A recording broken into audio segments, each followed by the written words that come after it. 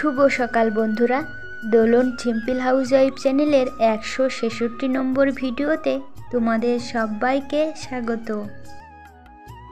যে যেখান থেকে আমার ভিডিওটি দেখছো না কেন, আশা করছি তোমরা সবাই অনেক অনেক ভালো আছো, আর তোমাদের আশীর্বাদে আমরাও কিন্তু অনেকটাই ভালো আছি। তো বন্ধুরা, প্রতিদিনের মতো তোমাদের সবার আশীর্বাদ নিয়ে আর তোমাদের সবাইকে সাথে নিয়ে আজকের ব্লগ ভিডিওটি শুরু করলাম। যদি আমার ভিডিওর কোনো অংশ তোমাদের ভালো লেগে থাকে, নতুন বন্ধু হলে ভিডিওতে লাইক দিয়ে চ্যানেলটিকে সাবস্ক্রাইব করে দিও। আর যারা পুরাতন বন্ধু আমার ভিডিও প্রতিদিন দেখো, তাদেরকে অসংখ্য ধন্যবাদ। এখন বাজে সকাল 6টা, আর দেখেছো বন্ধুরা আমার ছেলের অবস্থাটা। সকালবেলা ডেকে দিয়েছিলাম তো মুখ ধুয়ে না বিছানাটা পেতে নিয়ে বই পড়া তো দূরে থাক, বসে বসে বোতল নিয়ে কিন্তু খেলা করছে। আর আমি না সবার আগে ঘুম থেকে উঠেই কিন্তু ভাতটা আগে বসিয়ে দিয়েছিলাম। তারপর কিন্তু ঘরটাকে ভালো করে ঝাড় দিয়ে বারান্দাতে চলে আসলাম। আর এখন শীতকালে না ঘরের সব কোনায় কোনায় কিন্তু ভীষণ ছোট ছোট মশা। আর রাতের বেলা এইখানে প্লাস্টিকটা টানানো থাকে বলে এখানটায়ও না ভীষণ মশা জমে থাকে। তাই সকালবেলা প্লাস্টিকটা তুলে দিয়ে তারপর না একটু ঝাঁটা দিয়ে কোণে কোণে বাড়ি মারলে ও মশাগুলো কিন্তু অনেকটা হলেও বেরিয়ে যায়। আর আজকে কিন্তু তোমাদের দাদা ভাই সকালবেলা বাড়িতে থাকবে। সকালবেলা বলতে সারাদিনই বাড়িতে থাকবে, আর এখন কাজ নেই, কাজ সেই রাতেই ডিউটিতে কিন্তু কাজে বের হবে।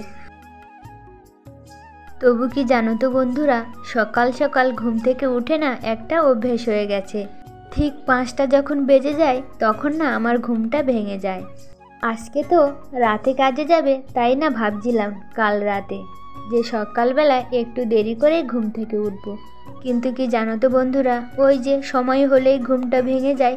আর এইভাবে ভোরের বেলা উঠে উঠে না একটা অভ্যেস হয়ে গেছে। যতই ঠান্ডা পড়ুক আর গরম, ঠিক ভোরের বেলায় কিন্তু ঘুমটা ভেঙে যায়। আর তাছাড়া কি জানো তো বন্ধুরা, ভোরের বেলা ওঠার অভ্যাসটা কিন্তু খুব ভালো। আমার মনে হয়, তোমাদের কার কি মনে হয় আমি বলতে পারবো না, কিন্তু ভোরের বেলা ঘুম থেকে উঠে না সব কাজবাজও কমপ্লিট হয়ে যায়। আর সময়ের অনেক আগেই কিন্তু হাজারো কাজ তুমি করে নিতে পারো, আমি যেভাবে করে নিই। এখন হয়তো ভিডিও বানাই বলে সময়টা তাড়াতাড়ি পার হয়ে যায়, কিন্তু যখন না কোনো ভিডিও করতাম না, শুধু ঘরেরই কাজবাজ করতাম, তখন না ভোরের বেলা উঠে সংসারের সব কাজবাজ গুছানোর পরেও অনেকটা কিন্তু কাঁথা সেলাই করতাম। কাঁথা সেলাই করার পরেও না অনেক টাইম থাকতো। আর তখন ঘরেও টিভি ছিল না, মনে হতো সময় যেন পারই হচ্ছে না। আর এখন না ঘরের কাজ, সংসারের কাজ, তারপর টুকিটাকি হাতের কাজ, মেশিনের কাজ, কাঁথা সেলাই, এই সব টুকিটাকি, তাছাড়া এই যে ভিডিও বানাই, এই সমস্ত কাজ করতে করতে এখন না সময়টা একটু তাড়াতাড়ি মনে হয় যেন শেষ হয়ে যায়। দেখেছো বন্ধুরা, তোমাদের সাথে অনেক গল্প করতে করতে আমার কিন্তু সব থালা বাসন ধোয়া কমপ্লিট হয়ে গেছে। আর জানো তো বন্ধুরা, কাল রাতে না তোমাদের দাদাভাই কাজ থেকে এসে বলেছিল আজকে দিনের বেলা কোনো কাজ নেই, সেই রাতে নাইটে কাজে বের হবে। তার জন্যই রাতে কিন্তু আর বাসনগুলো মেজে রাখা হয়নি, তাই সকালবেলা সব কাজবাজ করে নিয়ে বাসনগুলো ধুয়ে নিয়েছি। আর ওই যে ভাতটা সবার আগে বসিয়ে গেছিলাম, তো বাইরে তো আমি কাজ করছিলাম, তোমাদের দাদাভাই কিন্তু ঘুম থেকে উঠে গেছে বলে ভাতটা একটু দেখছিল। আর আমি না বারান্দাতে আজকে বসে গেছি সবজি কাটার জন্য। অন্য সময় তো সকালবেলা কাজে যাবে বলে তোমাদের দাদাভাই ঘুমিয়ে থাকে, আমি কিন্তু ভাতটা বসিয়ে দিয়ে রান্নাঘরে ওখানেই বসে বসে সবজিগুলো কেটে নিই। তো আজকে না বারান্দায় চলে এসেছি, তোমাদের দাদাভাই বলছিল আমি ভাতটাকে দেখছি, তুমি সবজিগুলো নিয়ে বারান্দাতেই কেটে নাও। তো আগে না ভাজাটা করবে, আর তোমাদের দাদাভাইয়েরও প্রচণ্ড খিদে পেয়ে গেছে, তার জন্য ভাবছিলাম আজকে লাউয়ের খোসাটা ভাজা করে নেব। তাই লাউটা কিন্তু আগে কেটে নিচ্ছিলাম, মানে লাউটা আগে কেটে নিয়ে খোসাটাই আগে দরকার আর কি, মানে খোসাটা দিয়ে ওলকপি দিয়ে আলু দিয়ে ভাজাটা করব। আর লাউটা না কাল রাতে তোমাদের দাদাভাই কালবোস মাছ নিয়ে এসেছিল, তো ওটাই দিয়ে রান্না করব। লাউটা কিন্তু চিংড়ি মাছ দিয়ে রান্না করলে অনেক ভালো হয়। এবার চলে আসলাম রান্নাঘরে, সব সবজি কিন্তু আমি কেটে নিয়েছি। আর এই মাছগুলো দেখছো, ওই যে বলছিলাম কালবোস মাছ নিয়ে এসেছিলো, সেটাই দিয়ে রান্না করব। আর ওদিকে তোমাদের দাদাভাই কিন্তু সবার আগে যে ওলকপি আর লাউয়ের খোসাটা কেটে দিয়েছিলাম ওটা ভাজা করে নিয়ে ছেলে আর তোমাদের দাদাভাই খেতে বসে গেছে। আর লাউতে না একটু গরম জল দিয়েছি। গরম জল দিয়ে রান্না করলে কিন্তু সব তরকারি খেতে খুব টেস্টি হয়। আর এর সাথেও না আজকে ভাবছিলাম কয়েকটা বড়ি দেবো, তো একদম না মনে ছিল না, বড়িটা আর দেওয়া হয়নি। লাউয়ের তরকারিতে যা দিয়েছি আর আমি না তরকারিতে কিন্তু সবার শেষে তেলে রসুন আর গোটা জিরে দিয়ে এইভাবেই রান্নাটা করে নিই।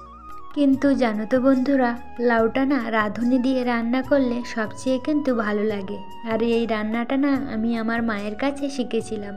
কিন্তু তোমাদের দাদাভাই হয়তো খেতে চায়, কিন্তু আমার ছেলে না কোনো গোটা মশলা তেলে দিয়ে রান্না করলে একদমই পছন্দ করে না। মানে ওকে যদি না জানিয়েও ওকে তরকারিটা খাওয়ানো হয় না, ও কিন্তু বমি করে দেয়। তার জন্যই আর রাঁধুনিটা খাওয়া হয় না। আজকে যে জিরেটা দিয়ে রান্না করলাম সেটাও হয়তো ও খেতে চাইবে না।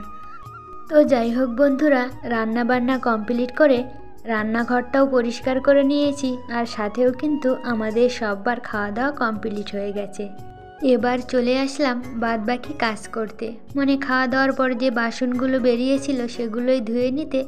আর ঘরে না কয়েকটা জামা কাপড় পড়েছিল, সেগুলোই আগে মাখিয়ে রাখছি। তারপর বাসনগুলো ধুয়ে নিলেই আমার প্রায় সব কাজ কিন্তু কমপ্লিট হয়ে যাবে। আর আগে আমাদের বাড়িতে কিন্তু শুধু ছেলে মেয়ের জামাগুলোই বেশি বেশি কাচতে হতো, কারণ ওদের জামাগুলো বেশি নোংরা হতো। আর এখন না তোমাদের দাদাভাই একটু ধুলোর কাজ করছে, তার জন্য ছেলে মেয়ের সাথে সাথে তোমাদের দাদাভাইয়েরও জামা কিন্তু ভীষণ নোংরা হয়ে যায়। তাই ওদের তিনজনের জামা কাপড়ই কিন্তু আমার প্রতিদিনই কাচতে হয়। তবে কি জানো তো বন্ধুরা, টাইম কলে যদি জল আসতো তাহলে অতটাও কিন্তু কষ্ট হতো না। এই যে কল পাম্প করে করে সবই করতে হয়, তার জন্য একটু কষ্ট হয়ে যায়। তো বন্ধুরা, আমি আমার কাজ করতে থাকি, তোমরা ততক্ষণে যারা এখনও আমার ভিডিওতে লাইক সাবস্ক্রাইব করোনি, প্লিজ তোমাদের কাছে একটাই রিকোয়েস্ট, আমার ভিডিওতে লাইক করে চ্যানেলটিকে সাবস্ক্রাইব করে দাও। আজকের ভিডিওটি এখানেই শেষ করছি। তোমাদের সাথে দেখা হবে পরের নতুন একটা ভিডিওতে। সবাই ভালো থেকো, নিজের খেয়াল রেখো। ধন্যবাদ।